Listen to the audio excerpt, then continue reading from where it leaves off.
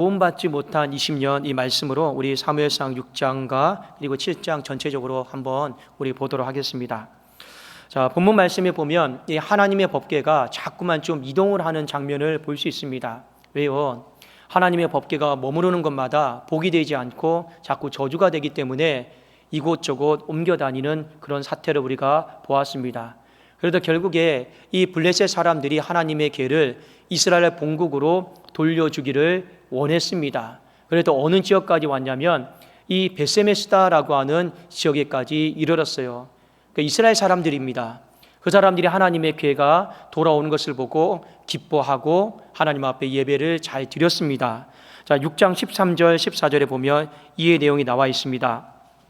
베세메스 사람들이 골짜기에서 밀을 베다가 눈을 들어 궤를 보고 그 본 것을 기뻐하더니 수레가 베세메스 사람 여호수아의 밭 큰 돌 있는 곳에 이르러 선지라. 무리가 수레의 나무를 패고 그 암소들을 범제물로 여호와께 드리고. 자, 기뻐하고 예배를 잘 드렸습니다. 그럼에도 불구하고 여기서 또 문제가 생깁니다. 왜 그러냐면 이 베세메스 사람들이요, 이 하나님의 궤를 들여다보는 사건이 발생을 합니다. 그 까닭에 많은 사람들이 재앙을 당합니다. 사무엘상 6장 19절 한번 제가 읽겠습니다. 베세메스 사람들이 여호와의 궤를 들여다본 까닭에 그들을 치사 5만 70명을 죽이신지라. 여호와께서 백성을 쳐서 크게 살육하셨으므로 백성이 슬피 울었더라. 자, 여러분 먼저 성경을 읽다가 보면 좀 가로가 되어 있는 부분을 보실 겁니다. 그러면 70명이 죽었다는 건가? 아니면 5만 70명이 죽었다라는 건가? 저희 5만에 이렇게 가로가 되어 있는데 간단하게 제가 좀 말씀을 드리겠습니다. 여러분, 성경을 원본이 없어요.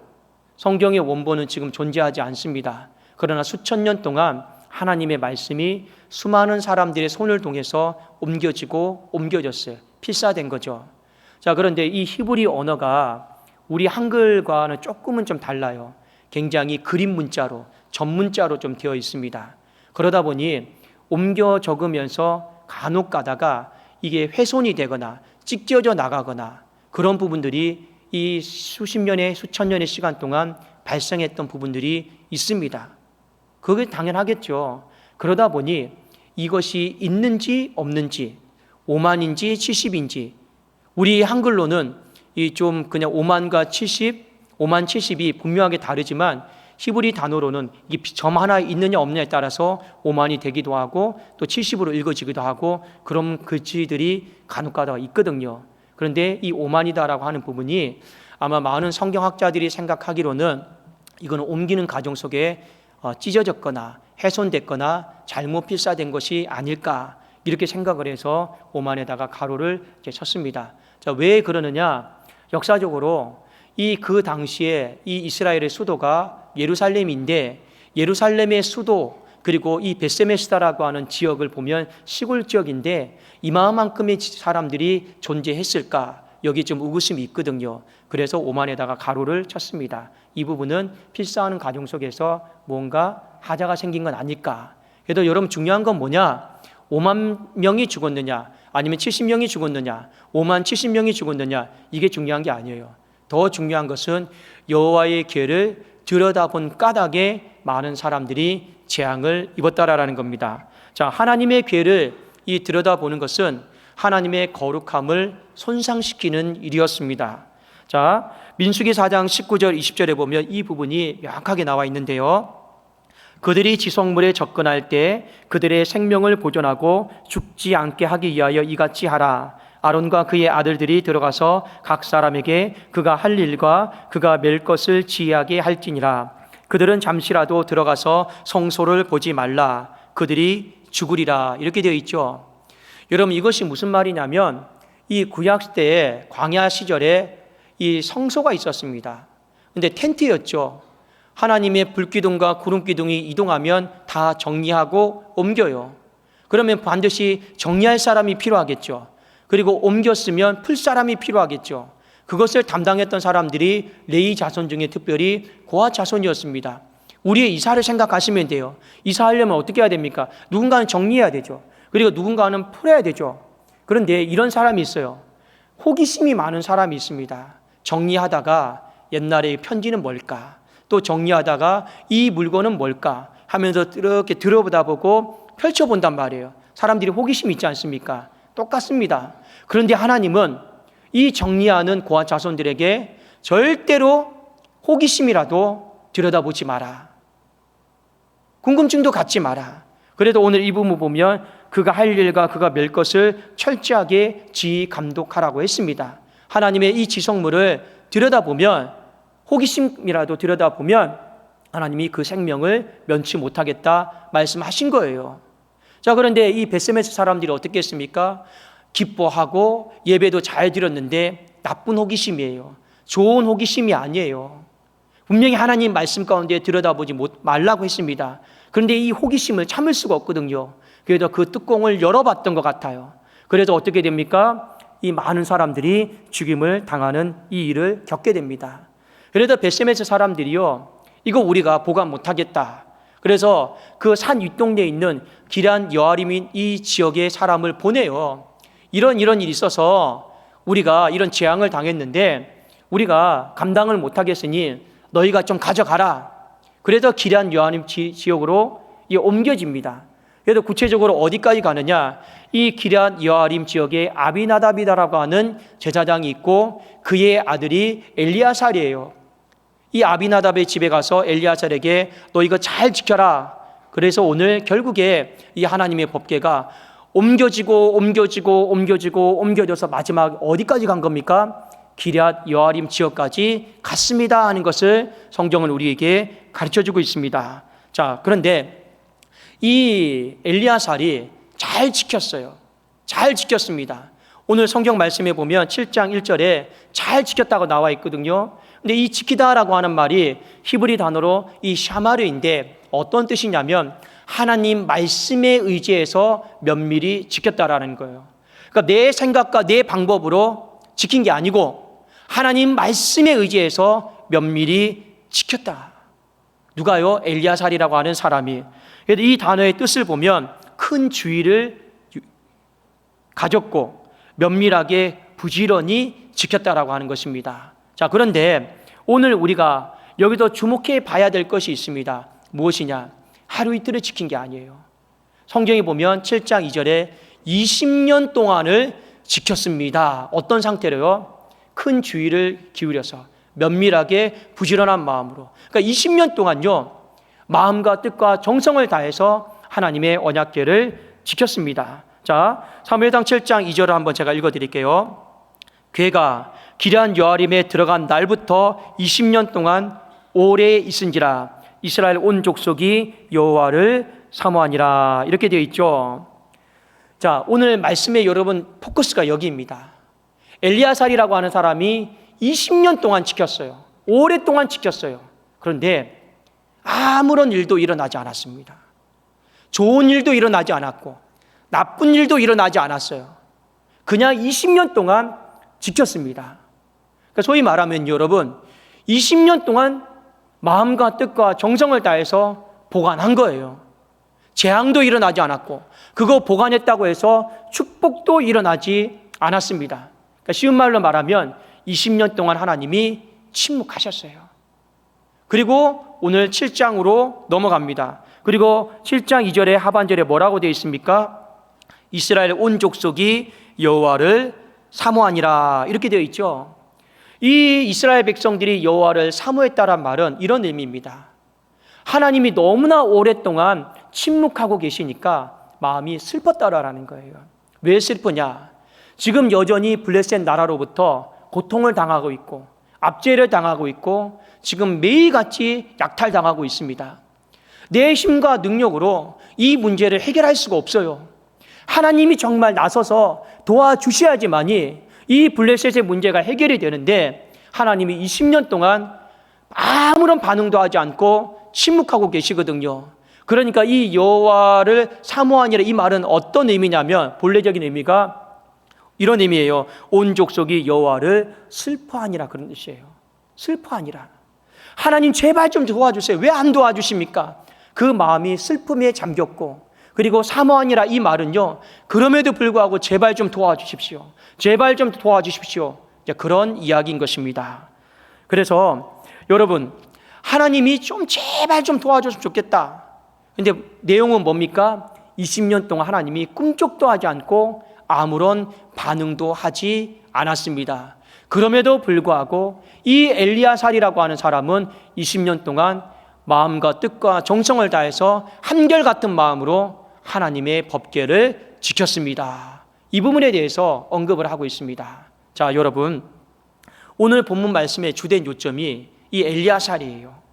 자, 여러분, 이 엘리야살의 이름의 뜻을 아셔야 됩니다. 뜻이 뭐냐면 하나님은 도우시는 자라고 하는 뜻이에요. 하나님은 도우시는 자가 엘리야살의 뜻입니다. 그런데 그의 인생을 돌아보니까 마음과 뜻과 정성을 다해서 하나님 잘 섬겼거든요. 잘 모셨거든요. 20년 동안 어떤 도움도 받지를 못했습니다. 성경이 이야기하고 있잖아요. 20년 동안 아무 일도 일어나지 않았고 그냥 20년의 시간은 그냥 한 구절로 그냥 지나가 버렸어요. 아무 일도 일어나지 않았습니다. 이름의 뜻은 하나님은 도우시는 자인데, 그리고 하나님 잘 섬기고 모시고 있는데 아무런 도움을 받지 못했어요. 자, 이것은 한 개인뿐만 아니라 이스라엘 백성들 전체도 마찬가지입니다.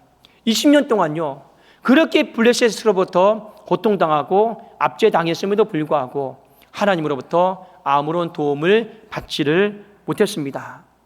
사랑하는 여러분, 우리가 인생을 살아가면서 하나님 앞에 손 내밀 일이 참 많아요. 저도 인생을 살다 보면 부모님한테 가능하면 손 내밀지 말아야지, 손 내밀지 말아야지, 내가 이 나이가 되도록 손 내밀지 말아야지, 그런 생각 참 많이 하거든요. 그러나 때로는 어쩔 수 없이 또 부모님에게 손을 내밀 때가 있어요. 도움을 요청하는 거죠. 인생도 마찬가지입니다. 내 힘과 능력으로 살아갈 수만 있다라면 얼마나 좋겠습니까? 그러나 오늘은 또 여기서 문제 터지고 또 내일은 여기서 문제 터지고 자녀를 키우다 보면 또 여기서 문제가 터진단 말이에요. 직장 생활하다 보면 또 여기서 문제가 터진단 말이에요. 그러다 보니 내 힘과 능력으로 문제 수습이 안 돼요. 누군가에게는 또 도움을 요청해야 돼요. 누구에게 요청합니까? 하나님에게 손을 내밀면서 도와달라고 요청을 합니다. 자, 그런데 문제는 뭐냐? 하나님이 도와주시면 참 좋아요. 도와주시면 얼마나 좋습니까? 그런데 이런 경우가 있죠. 안 도와주실 때가 있어요. 침묵하실 때가 있어요. 또 이런 경우도 있죠. 하나님이 나에게 도움을 줬는데 내가 흡족할 만큼 도움을 주시지 않는 경우도 있어요. 우리 사람 관계도 그렇잖아요. 부모님이 정말 내가 집안화 장만할 수 있도록 좀 팍팍 밀어주고 도움 주면 얼마나 좋겠습니까? 근데 부모님의 형편과 능력이 안 돼서 조금밖에 못 도와줘요. 도움은 받은 건 맞죠. 그런데 본인 생각에는 흡족하게 도움을 받았다 생각하지 않습니다. 근데 여러분, 문제는 뭡니까? 사람이 그렇잖아요. 도움 많이 받으면 잘해요. 그러면 안 되는데 도움 많이 받으면 더 잘 섬기려고 그러고 더 찾아뵈려고 그래요. 근데 도움 조금 받거나 못 받으면 관계고 뭐고 다 필요 없더라고요. 사람 마음이 내다보지도 않고 들여다보지도 않고요, 잘 찾아가지도 않아요. 하나님 앞에서도 마찬가지더라고요. 하나님이 내 인생의 어려운 문제 앞에서 잘 도와주시고 적절하게 해결해 주시고 길도 열어주시면 내 신앙이 불타올라가지고 하나님, 내가 봉사도 하고 섬기고 내가 하나님 더 잘하겠습니다. 그런데요, 기도응답 못 받았어요. 도움 못 받았어요. 받은 건 받은 것 같은데 흡족하게 못 받았단 말입니다. 그러면 우리는 또 어떻게 합니까? 그 하나님에 대한 그 전의와 그 열심과 그 뜨거운 마음들이 그냥 다 식어져 버려요. 그래, 아무것도 안 해요. 그게 우리의 인생의 연약한 모습입니다. 여러분, 엘리야살 한번 잘 생각을 해보십시오. 20년 동안 하나님을 잘 섬겼어요. 면밀히 부지런한 마음으로. 그런데 도움받지 못한 20년이었단 말입니다. 저 같으면 그럴 거예요. 내가 이렇게 한들 무슨 의미가 있나? 내가 이렇게 시간 들여가서 물질 들여가서 내가 여기에 매여서 아무것도 못하고 있잖아요. 한 1년, 2년 정도 내가 애썼는데 결과가 안 나타나면 좀만 더 참아야지, 더 해봐야지. 안 되면 여러분 어떻게 합니까? 다른 데 보낼 거 아닙니까? 또 다른 사람 불러서 우리 도저히 보관 못하겠다, 너희들이 한번 보관해봐라, 그러지 않겠습니까? 여러분, 교회 선택의 문제도 마찬가지입니다. 정말 여러분들이 이 독산동교회에 와서 저는 복을 받기를 원합니다. 자, 그런데 독산동교회에 왔어요. 달라지는 게 아무것도 없어요. 변화되는 게 아무것도 없어요. 기도하고 기도 요청을 했는데 그냥 그대로예요. 그러면 여러분 1년, 2년은 참을 수 있겠죠. 근데 3년째도 바뀌는 게 없어요. 4년째도 바뀌는 게 없어요. 10년째도 내 삶이 어떤 도움을 받는 게 아무것도 없어요. 그대로예요. 그러면 사람 마음이 어떤 마음이 들겠습니까? 교회 옮겨야겠다. 그런 마음 들지 않겠습니까? 인생의 마음이 그렇단 말이에요. 도움을 잘 받으면 더 열심히 힘내서 섬겨야겠다. 근데 내가 도움을 흡족하게 못 받고 하나님 앞에 자꾸 내가 요청한 것에 대해서 침묵을 소리를 들으면 어떻게 됩니까? 신앙이 식어져요. 하나님을 향한 마음이 경외감과 존경심들이 다 없어진단 말이에요. 그런 측면에서 이 엘리야살이라고 하는 사람이 그의 인생의 20년 동안 아무런 도움을 받지 못했다 해도 한결같은 마음으로 하나님을 섬긴 이 부분은 잘 보셔야 된다는 거예요. 여러분, 신앙생활에 우리의 마음이 조금 성숙해져야 됩니다. 어떻게 성숙해야 되느냐? 내가 하나님 앞에서 얼마만큼 도움을 받았느냐, 그거에 따라서 내 마음이 올라갔다가 내려왔다가 그러시면 안 돼요. 그건 절대 성숙한 마음이 아닙니다. 엘리야살을 보십시오. 20년 동안 도움 하나 못 받아도 그는 한결같이 하나님을 잘 섬겼어요. 어떤 마음 때문에 그런지 아십니까? 하나님의 마음을 헤아려 드리려고 했거든요. 그 하나님의 마음을 헤아려 드린다는 것은 어떤 의미냐? 인생을 돌아보니 이미 엘리 제사장 시대 때 40년 동안 하나님은 방치됐어요. 그리고 언약궤 뺏겼죠. 블레셋 땅에 들어가서 7개월 동안 하나님은 수치와 모멸을 당했습니다. 비아냥과 조롱거리가 되었어요. 그 40년 7개월을 보니 하나님의 마음이 얼마나 아프셨을까, 얼마나 괴로웠을까. 그러니까 하나님 마음 헤아려 드리는 거예요. 그러니 지금 내가 어떤 마음을 갖는 겁니까? 나라도 하나님을 잘 섬겨드려야겠다. 그런 마음으로 20년을 섬겨드린 거예요. 여러분, 부모가 가장 원하는 자녀가 어떤 자녀입니까? 내 마음 좀 알아주는 자녀 아니겠습니까? 다른 사람은 몰라도, 다른 사람은 손가락질해도 그래도 내 자녀가 내 마음 알아주면요, 그 자녀는 철든 거예요. 그 자녀만큼 여러분 얻은 부모님은요, 복받은 부모님 없습니다. 용돈의 문제가 아니에요. 내 마음 알아주고 헤아려주는 자녀는요, 최고인 거예요. 왜요? 더 이상 무엇이 여러분 필요하겠습니까? 하나님도 마찬가지예요.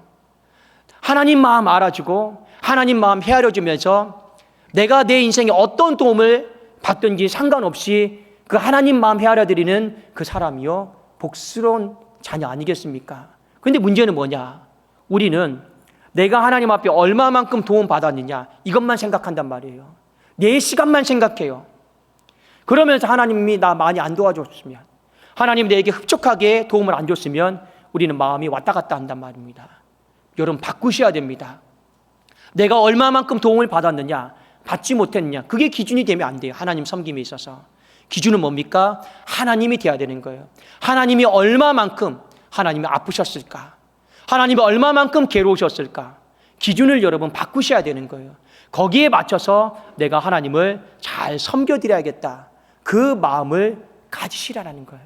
그 마음을 누가 가지셨습니까? 누가 가졌습니까? 이 엘리야살이라고 하는 사람이 도움 하나도 20년 동안 못 받으면서 그런 마음으로 하나님을 섬겼어요. 자, 그런데 놀라운 일이 생겼습니다. 무언가 삶이 바뀌기 시작했어요. 어떻게 바뀌었느냐? 자, 이스라엘 백성들의 삶 속에 그의 평생에 응어리가 있었어요. 그의 평생에 무거운 하나의 짐이 있었어요. 그게 무엇이냐? 블레셋입니다. 제발 좀 이 나라가 우리를 그만 좀 괴롭혔으면 좋겠다. 제발 이 문제가 우리의 삶 속에 해결됐으면 좋겠다. 여러분, 우리가 인생을 살아가면서 많은 문제들이 있지만 덩어리와 같은 이 짐들이 있어요. 어떤 사람에게는 이 덩어리가 자녀일 수가 있습니다. 어떤 사람은 이 덩어리가 남편의 문제일 수가 있어요. 어떤 사람은 이 덩어리가 물질의 문제가 될 수 있고, 어떤 사람은 이 덩어리가 자녀가 될 수가 있습니다. 어떤 사람은 그 덩어리가 질병이 될 수가 있어요. 수많은 문제들이 있지만 한 사람에게 여러분 덩어리와 같은 이 짐들이 다 있습니다. 있어요. 그러면 이스라엘 백성들에게 그렇게 힘든 덩어리는 뭐냐? 블레셋이에요. 제발 좀 우리 민족 좀 괴롭히지 않았으면 좋겠다. 제발 좀 우리를 힘들게 하지 않았으면 좋겠다. 이런 마음이 그들의 마음속에 있었습니다. 근데 해결이 안 돼요. 내 힘과 능력으로 해결도 안 됩니다. 그런데 오늘 사무엘상 7장 말씀에 보면 이 문제가 한 번에 해결이 되는 것을 보게 됩니다. 자, 어떻게 해결이 되느냐? 여러분 봅시다. 사무엘상 7장 7절. 이스라엘 자손이 미스바에 모였다 함을 블레셋 사람들이 듣고 그들의 방백들이 이스라엘을 치러 올라온지라. 이스라엘 자손들이 듣고 블레셋 사람들을 두려워하여. 여기 나와 있죠. 이스라엘 백성들의 이 덩어리와 같은 문제는 블레셋이었어요. 옛날 같으면 쳐들어온다 하면 어떤 생각을 가졌습니까? 우리가 힘을 모아서 싸우자 이런 마음 가졌는데 이제는 싸울 수 있는 힘도 없어요. 이제는 쳐들어오면 두려워가지고 또 죽었구나, 죽을 날만 남았구나. 이미 인생이 그렇게 패배감으로 낙심으로 있단 말입니다. 이 해결이 안 되는 문제예요. 그런데 하나님이 어떻게 하셨습니까? 자, 7장 10절에 이렇게 하셨습니다. 사무엘이 번제를 드릴 때 블레셋 사람이 이스라엘과 싸우려고 가까이 오매 그날에 여호와께서 블레셋 사람에게 큰 우레를 발하여 그들을 어지럽게 하시니 그들이 이스라엘 앞에 패한지라. 하나님이 어떻게 하셨습니까? 이 번개와 우레 소리로 그 블레셋 사람들을 어지럽게 만들었어요. 그래서 다 내쫓아줬어요. 승리하게 하셨습니다. 하나님이 도와주신 거예요. 자, 그런데 하나님의 도움이 여기서 끝나지 않았습니다. 뒤에 12절에 보니까 이렇게 나와 있죠. 자, 이 구절은 우리가 한 번쯤은 다 들어보셨던 말씀인데 같이 한번 읽어보았으면 좋겠습니다. 우리 12절 읽겠습니다. 시작. 사무엘이 돌을 취하여 미스바와 센 사이에 세워 이르되 여호와께서 여기까지 우리를 도우셨다 하고 그 이름을 에베네셀이라 하니라. 자, 하나님이 도와주셨어요. 그리고 그 돌을 뭐라고 명명합니까? 에베네셀. 에베네셀의 뜻은요, 도움의 돌이다라고 하는 뜻입니다. 하나님이 여기까지 우리를 도우셨다라고 하는 것이 에베네셀이죠. 자, 여러분, 오늘 사무엘상 7장은요 두 가지가 연계되어 있습니다. 하나는 뭡니까? 20년 동안 도움받지 못한 엘리야살의 인생을 말해주고 있는 거예요. 그렇게 말씀에 의지해서 잘 섬겼음에도 불구하고 아무런 도움받지 못했어요. 그러면 여러분 마음이 어떻겠습니까? 여러분 신앙생활하면 뭔가 바뀌는 게 있고 변화가 있고 나아지는 게 있어야죠. 바뀌는 게 아무것도 없고 변화도 아무것도 없고 어제나 오늘이나 똑같아요. 20년 동안 달라진 거 아무것도 없어요. 도움받지 못한 20년이에요. 자, 그런데 그럼에도 불구하고 하나님을요 잘 섬겼어요. 그 도움과 상관없이 하나님 자체로만. 근데 하나님이 도움을 주셨어요. 그 수많은 그 이름을 붙이는 것 중에 왜 하필이면 에베네셀이라 했겠습니까? 연관이 있잖아요. 에베네셀의 뜻이 뭡니까? 도움의 돌이라는 뜻입니다. 하나님이 여기까지 우리를 도우셨다라는 거예요. 그러니 오늘 본문의 말씀은 우리에게 한 가지 주는 메시지가 있습니다. 여러분 신앙생활하면서 나는 하나님 앞에 아무런 도움을 받지 못했다. 내가 이렇게 신앙생활한들 뭐가 바뀌었고 무슨 의미가 있고 때로는 그렇게 교회를 섬기고 봉사하고 섬겼어요. 남는 게 아무것도 없어요. 바뀌는 게 아무것도 없어요. 그런 우리의 마음을 가질 때도 얼마나 많이 있습니까? 여러분 그렇잖아요. 뭔가 바뀌는 것, 바뀌어지는 것, 좀 더 나아지는 것, 우리는 그런 마음을 갖고 살아가는데 바뀌는 게 아무것도 없어요. 그럼에도 불구하고 그 도움 때문에 하나님을 섬기지 마라. 그 도움 때문에 하나님을 섬기는 마음이 왔다 갔다 하지 마십시오. 정말 우리 안에 필요한 건 하나님을 자체로 하나님 마음 헤아려 드리면서 하나님을 섬기는 이 신앙이 회복되어야 됩니다. 그게 회복이 되면 하나님은 우리의 삶의 에베네셀로 함께 하십니다. 그 에베네셀이 뭡니까? 도움의 돌이라는 거죠. 이 블레셋 사람만 물리쳐 준 게 아니에요. 뒤에 13절 14절에 보면 하나님이 이런 도움도 주셨습니다. 자, 어떤 도움이냐? 13절 한번 제가 읽어드릴게요. 이에 블레셋 사람들이 굴복하여 다시는 이스라엘 지역 안에 들어오지 못하였으며 여호와의 손이 사무엘이 사는 동안에 블레셋 사람을 막으셨다 나와 있습니다. 이 어떤 도움이에요? 막아주시는 도움이에요. 제가 어떤 분들은 이런 두려움이 있어요. 이 암 환자들이요, 이 항암 치료를 하고 의사들이 이제 다 깨끗하게 되었습니다, 이런 말들을 하거든요. 근데 이 암 환자들이 제일 두려워하는 게 뭔지 아십니까? 재발입니다. 다시 재발되는 거예요. 그게 제일 두렵대요. 이게 여기서 끝나면 여러분 상관이 없는데, 그러면 여러분 좀 견딜만 해요. 항암 1차든 2차든 3차든 7차든. 근데 문제는 뭐냐? 다 고쳤다고 생각을 했는데 다시 또 재발하는 거예요. 그게 이 암 환자들을 그렇게 힘들게 만든대요. 괴롭게 만든대요. 그러니까 여러분, 이게 우리 인생에 필요한 기도 제목이 무엇입니까? 한번 이 블레셋이 제거되었어요. 그러면 이스라엘 백성들의 마음에 어떤 마음이 그대로 있을까요? 또 다시 또 쳐들어오면 어떡하나? 또 다시 들어오면 어떡하나? 이런 두려운 마음들이 있었단 말이에요. 근데 하나님은 어떤 도움을 주십니까? 막아주셨어요. 막아주셨어요. 제가 우리 성도님께 가끔씩 기도하잖아요. 하나님이 지출도 막아주셔야 된다고. 하나님이 안 막아주시면요, 우리가 당해낼 재간이 없습니다.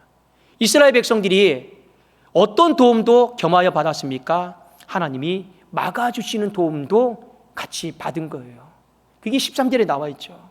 뒤에 또 14절에 블레셋 사람들이 이스라엘에게서 빼앗았던 성읍이 에그론부터 가드까지 이스라엘에게 회복되니 이스라엘이 그 사방 지역을 블레셋 사람들의 손에서 도로 찾았고. 자, 잃어버린 게 있어요. 잃어버린 것을 하나님이 어떻게 하셨습니까? 다시 도로 찾게 하시는 도움도 갖게 하셨습니다. 여러분, 우리가 인생을 살다 보면 다 못 지켜요. 자녀도, 돈도, 물질도 내가 지키려고 해도 다 못 지킵니다. 그런데 그러면서 우리는 잃어버려요. 이것도 잃어버리고 저것도 잃어버리고. 근데 하나님이 어떤 도움을 주셨습니까? 그 잃어버렸던 걸 다시 도로 찾는 그 도움도 하나님이 주셨단 말이에요. 마지막 한 가지 더 볼까요? 또 이스라엘과 아모리 사람 사이에 평화가 있었더라. 평생을 두려움과 염려, 걱정으로 살았어요. 응어리로 살았단 말입니다. 그런데 이제는 하나님이 그 마음을 뭐로 바꿔주신 겁니까? 평화의 도움으로 하나님이 바꿔주셨습니다. 여러분 말씀을 보세요. 그 7장 1절과 2절을 보면 낙심이 되죠. 그래도 나름대로 하나님 잘 섬겼는데 20년 동안, 오랫동안 아무 일도 일어나지 않았어요. 그런데 성경은 우리에게 도움과 상관없이 조금 더 성숙한 마음으로 하나님을 잘 섬기십시오. 잘 섬기십시오. 결코 쉬운 일이 아닙니다. 사람들이 그러겠죠. 그렇게 섬긴들 당신의 신앙에 무엇이 바뀌었으며 무엇이 변화되었습니까? 어떤 사람은 대놓고 그래요. 그렇게 교회에 헌금 낸들 아깝지도 않냐고. 뭐가 바뀌었냐고. 당신의 삶은 더 가난해지고 어려워지고 바뀐 게 뭐가 있냐고. 그런 말들 소리 들으면요, 신앙에 대한 회의감도 느끼고 진짜 내가 이렇게 해서 뭐하나. 여러분, 부모님도 자녀들 키울 때 마찬가지 않습니까? 자녀들 평생에 여러분 이 뱃속에서부터 갓난아이 때부터 클 때까지 여러분 얼마나 많이 도와주고 있어요. 섬겨요. 그런데 자녀가 부모에 대해서 냉대하고 홀대해봐요. 그럼 어떤 마음이 찾아옵니까? 물론 자녀들에게 도움 받으려고 섬긴 건 아니잖아요. 어느 부모가 자녀에게 나중에 내가 덕 보려고, 빚을 보려고, 빛을 보려고 자녀에게 투자하는 사람이 어디 있겠습니까? 그런데 나중에 우리가 나이가 되면 그냥 자녀가 좀 나를 좀 도와줬으면 좋겠다. 근데 안 도와주면 어떻습니까? 그냥 내가 자녀를 키운 게 회의감이 느껴지기도 하고 슬퍼지기도 하고 그냥 전화도 받고 싶지 않고. 그게 사람의 마음이에요. 하나님 앞에서도 마찬가지입니다. 이 엘리야살이 20년 동안 그렇게 섬겼는데 아무것도 없어요. 침묵이에요. 그러면 마음속에 또 다른 전령을 보내서 야야야, 하나님 이 법궤 좀 가져가라. 나는 못하겠다. 나는 좀 할 만큼 했다. 우리 보통 그러지 않겠습니까? 그런데 엘리야살은 그렇게 하지 않았다라는 거예요. 왜요? 마음이 성숙했으니까요. 마음이요, 환경과 얼마만큼 상황에 따라 내가 얼마만큼 도움받느냐에 따라서 하나님을 섬기는 태도가 아니라 그저 하나님 마음 헤아려 드리려고, 하나님 아픈 마음 헤아려 드리려고 그런 마음으로 섬겼어요. 근데 하나님이 도움을 주셨단 말이에요. 에베네셀의 도움입니다.